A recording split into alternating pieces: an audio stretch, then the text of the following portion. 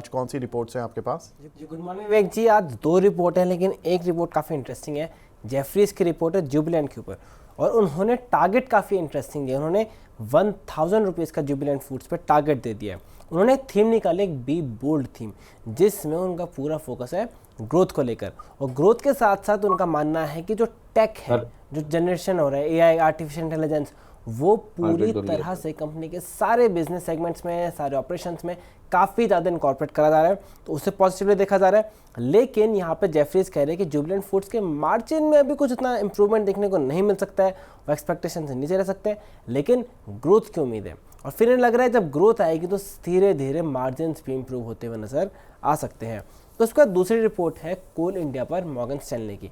Morgan Stanley ने यहाँ पर कोल इंडिया पर 525 का टारगेट देते हुए नजर आया। और उनका ये मानना है कि यहाँ से जो पॉजिटिव डेवलपमेंट दिख रहा है, जिसके बाद 2.5% का उन्हें जो लेवी मिल सकती है FY26 की रेवेन्यू, यानी FY26 में फ़ायदा हो सकता है। और क्यों? क्योंकि कोल इंडिया ने सिंगरौली पर चार्ज चेंज चूज़ करा है, जिसमें 300 रुपीज़ पर टन के माइंस जो है वो होंगे इफेक्टिव 1 मई 2025 से, जिसके बाद उन्हें अच्छी खासी यहाँ से ग्रोथ पोटेंशियल दिख रहा है कि अभी जो प्राइस है वहाँ से काफ़ी अच्छा खासा टारगेट दिखा रहे हैं। वो 525 रुपीज़ का टारगेट यहाँ से दे रहे हैं और ओवरवेट की रेटिंग दे रखी है। बिल्कुल, कोल इंडिया पे हमने डिस्कशन भी किया था। ये जो 300 रुपये का उन्होंने एडिशनल चार्ज लगाया, उसकी वजह से उनको अच्छा खासा रेवेन्यू मिल जाएगा। और मॉर्गन स्टैनली इस पे बुलिश भी हैं, 525 रुपये का टारगेट।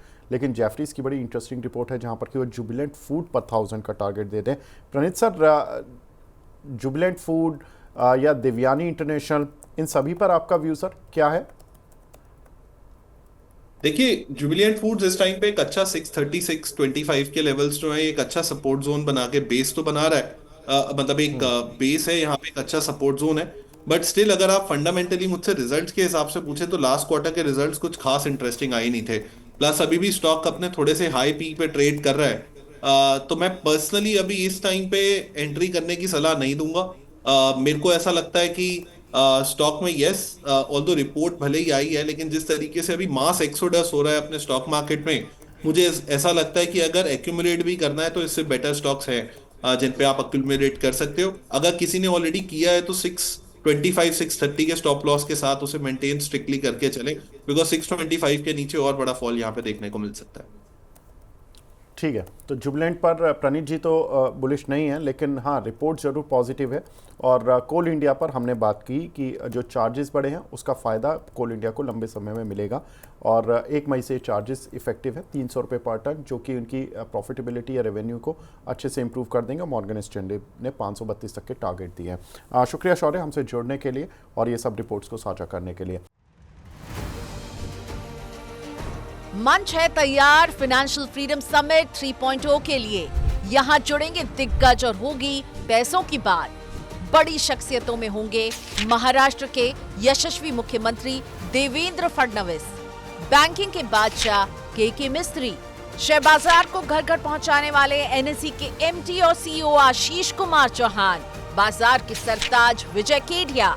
म्यूचुअल फंड इंडस्ट्री में होगी बात ए बालासुब्रमण्यन और कल्पेन पारेख से। इंश्योरेंस सेक्टर के माहिर खिलाड़ी भी रहेंगे अनुज त्यागी और महेश बालासुब्रमण्यन। इन्वेस्टमेंट से लेकर म्यूचुअल फंड तक, देश की इकोनॉमी से लेकर इंश्योरेंस तक, आर्थिक जगत और पर्सनल फाइनेंस के हर मुद्दे पर बेबाक राय रखेंगे एक्सपर्ट्स।